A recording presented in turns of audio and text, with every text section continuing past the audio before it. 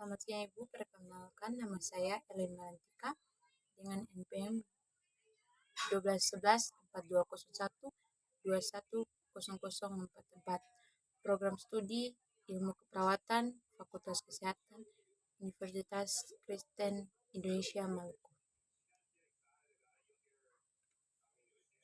Di sini saya akan menjelaskan tentang anatomi dan fisiologi sistem sensori persepsi. Yang pertama, proses sensori. Proses sensori masuknya rangsang melalui alat indera ke otak atau cerebral. Kemudian kembali melalui saraf motoris dan berakhir dengan perbuatan. Sel saraf sensori disebut juga sel saraf indera karena berfungsi membawa rangsangan atau impuls dari indera ke saraf pusat atau otak dan sumsum tulang belakang. Jalan proses sensori hingga di persepsi. Rangsangan atau restor, saraf, sensori, sumsum, tulang belakang, dan otak, saraf, motorik, dan efektor persepsi. Saraf sensori seperti berikut. Yang pertama, olfaktorius. Berfungsi menerima rangsang dari hidung dan mengantarkan ke otak untuk diproses sebagai sensori bau. Yang kedua, optik. Berfungsi menerima rangsangan dari mata dan menghantarkannya ke otak untuk diproses sebagai persepsi visual. Yang ketiga, vestibulocochlearis. Berfungsi sebagai sensori sistem vestibular, mengendalikan keseimbangan dan sebagai sensori kolea yaitu menerima rangsangan untuk diproses di otak sebagai suara. Ya, lanjut, saraf motorik seperti yang pertama, oculomotor berfungsi menggerakkan sebagian besar otot mata. Yang kedua, troclearis berfungsi menggerakkan beberapa otot mata. Yang ketiga, abdusen berfungsi abduksi mata. Yang keempat, aksesorius berfungsi mengendalikan pergerakan kepala. Yang kelima, hipoglossus berfungsi mengendalikan pergerakan lidah. Fungsi sel saraf sensorik adalah menghantar impuls dari reseptor ke sistem saraf pusat yaitu otak atau acephalon dan sumsum belakang atau medula spinalis. Fungsi sel saraf motor adalah mengirim impulsi dari sistem saraf pusat ke otot atau kelenjar yang hasilnya berupa tanggapan tubuh terhadap rangsangan. Badan sel saraf motor berada di sistem saraf pusat. Reseptor atau alat menerima rangsangan merupakan suatu struktur yang mampu mendeteksi rangsangan tertentu yang berasal dari luar atau dari dalam tubuh. Efektor merupakan alat penghasil tanggapan yang pada sistem kelenjar atau reseptor berdasarkan jenis rangsangan.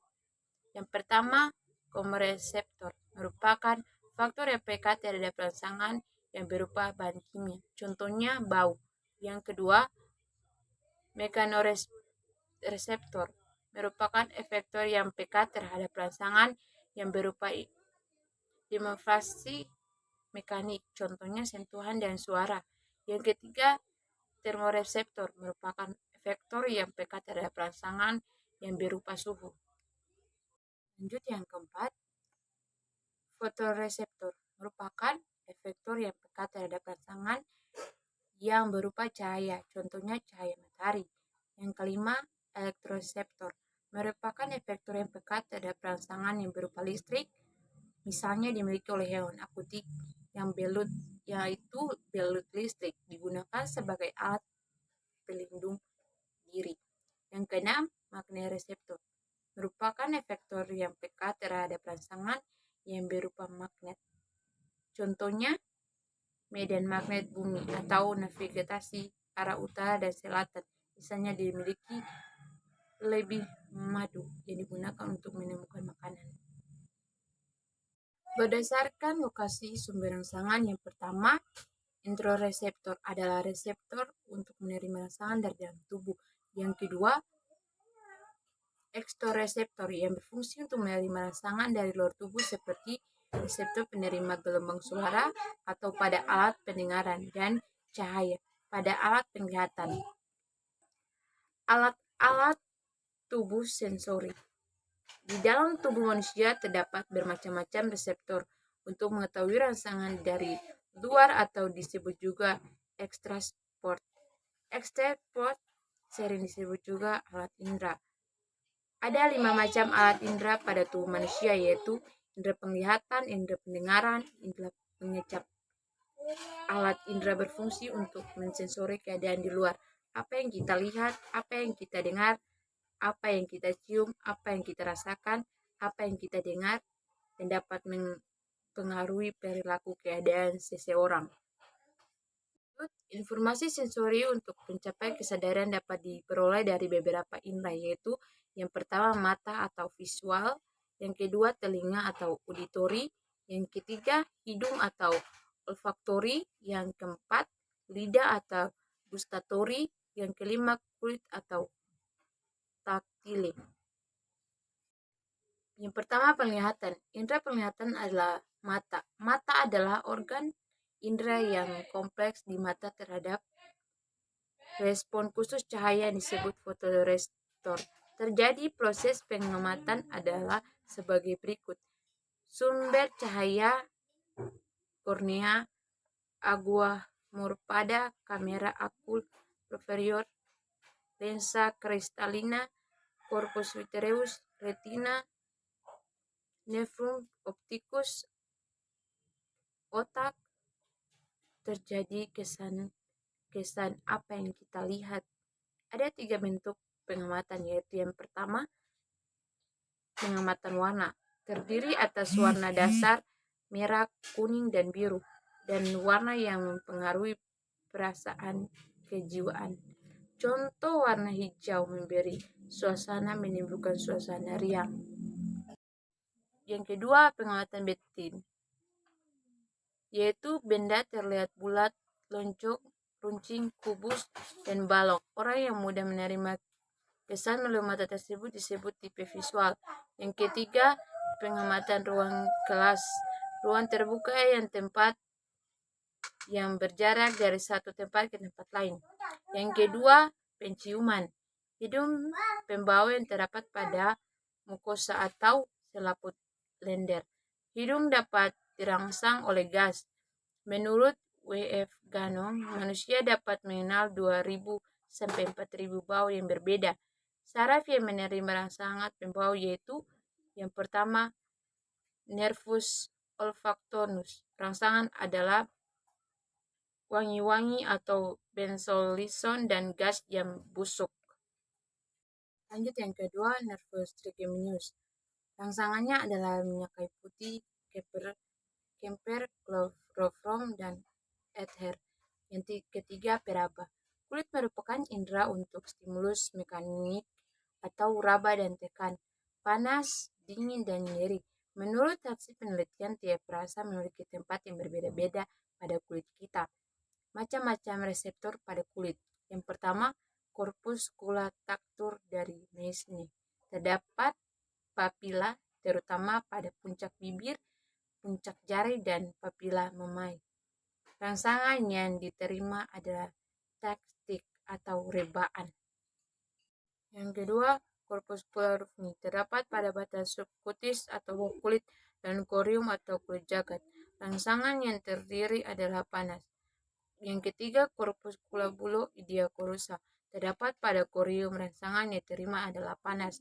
Yang keempat, korpus limlasa paceni terdapat di subkutis, terutama di ujung jari yang berfungsi untuk meraba benda.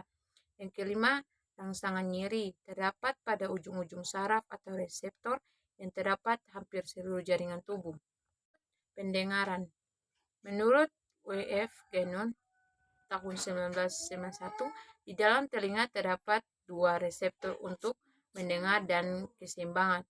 Proses pengamatan suara melalui 3 bagian di telinga, yaitu yang pertama, telinga bagian luar atau Agusticus exterus.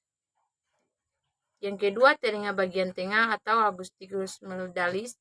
Yang ketiga, telinga bagian dalam Metus Augustus internus. Lanjut yang kelima, pengecap. Rangsangan kimia yang berasal dari luar tubuh kita diterima oleh reseptor kimia atau disebut kemoreseptor. Kemoreseptor kita terhadap lingkungan luar adalah berupa tunas pengecapan yang berupa lidah. Agar suatu zat dapat dirasakan, zat itu harus larut dalam kelemahan mulut sehingga dapat menstimulasi kuncup rasa atau tunas pengecap.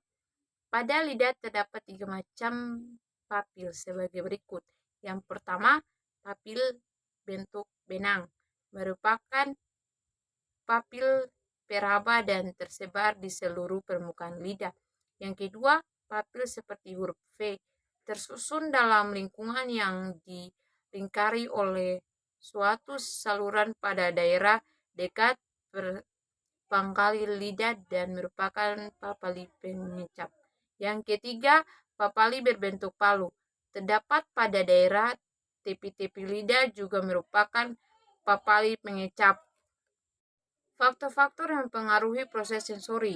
Proses sensori akan berlangsung dengan baik apabila memenuhi faktor-faktor sebagai berikut. Yang pertama, keadaan indera yang sehat dan sempurna dan yang akan mempengaruhi kesempurnaan proses sensori. Yang kedua, perhatian yang setuju pada objeknya yang memudahkan persepsi, dan apabila perhatian kurang akan mengganggu konsentrasi sehingga proses sensori tidak sempurna. Yang ketiga, rangsangan yang sangat lemah atau sangat kuat akan mengganggu proses sensori. Yang keempat, saraf dan pusat saraf dalam keadaan baik dan sehat. Pengertian persepsi. Pengertian persepsi adalah proses mencapai kesadaran atau pemahaman lingkungan dengan mengorganisir dan menafsirkan informasi sensorik.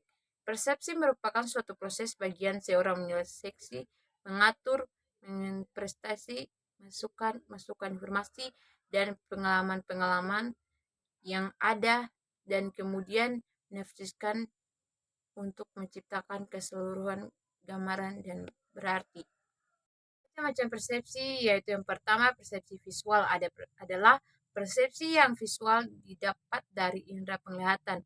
Yang kedua, persepsi auditori adalah persepsi yang auditori didapat dari indera pendengar atau telinga. Yang ketiga, persepsi perebaan adalah persepsi pengerabaan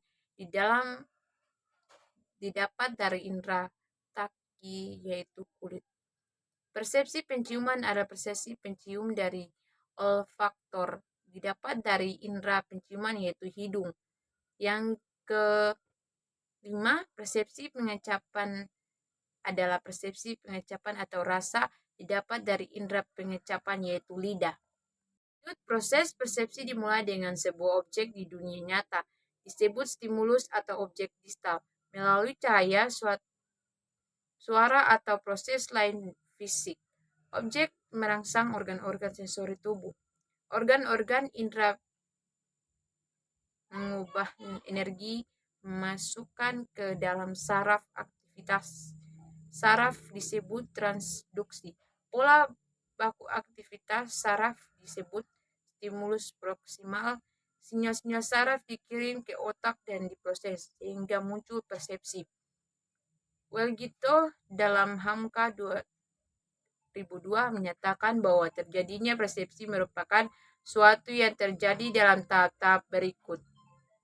Tahap yang pertama merupakan tahap yang dikenal dengan nama proses kealaman atau proses fisik. Merupakan proses ditangkapnya suatu stimulus oleh alat indera manusia. Yang kedua, tahap kedua merupakan tahap yang dikenal dengan proses fisiologis, merupakan proses diteruskannya stimulus yang diterima oleh reseptor atau alat indera melalui saraf-saraf sensori. Yang ketiga merupakan tahap dikenal dengan nama proses psikologik, merupakan proses timbulnya kesadaran individu tentang stimulus yang diterima reseptor. Yang keempat merupakan hasil yang diperoleh dari proses persepsi yaitu berupa tanggapan dan perilaku. Faktor-faktor yang mempengaruhi persepsi. Menurut Robin, faktor-faktor persepsi adalah yang pertama, pelaku persepsi atau perceiver. Yang kedua, objek atau yang dipersepsikan. Yang ketiga, konteks dari situasi di mana persepsi itu dilakukan.